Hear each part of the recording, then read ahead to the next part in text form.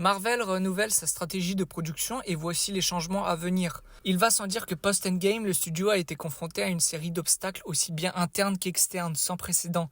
La Covid, la grève des acteurs, la grève des scénaristes, un changement de direction et de stratégie au sein de Disney Studios, et j'en passe.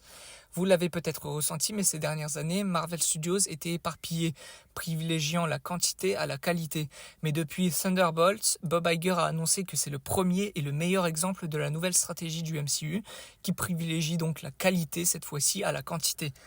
Et pendant la conférence Upfront Disney, le dirigeant Brad Winderbaum, qui est à la tête de la branche télévision de Marvel Studios, a fourni d'amples explications sur ce nouveau modèle de production Marvel. Il note d'abord que les retours de Daredevil Born Again ont donné confiance à Marvel pour faire de la série un rendez-vous annuel. Et bien que Marvel en a officiellement profité pour présenter le retour de Kristen Ritter en Jessica Jones pour la saison 2, Winderbaum est resté neutre à propos d'un retour de Luke Cage et d'Iron Fist. Daredevil représente donc le réajustement du modèle de production du côté Marvel Television et il faut prendre 2025 comme une année de transition pour Marvel.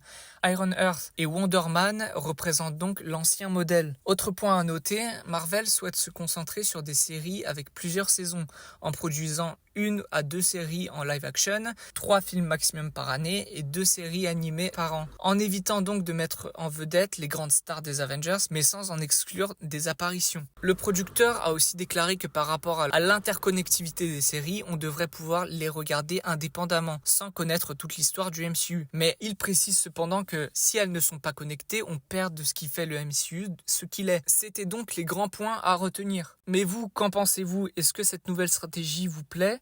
N'hésitez pas à me le dire dans les commentaires et abonnez-vous pour plus d'infos Marvel.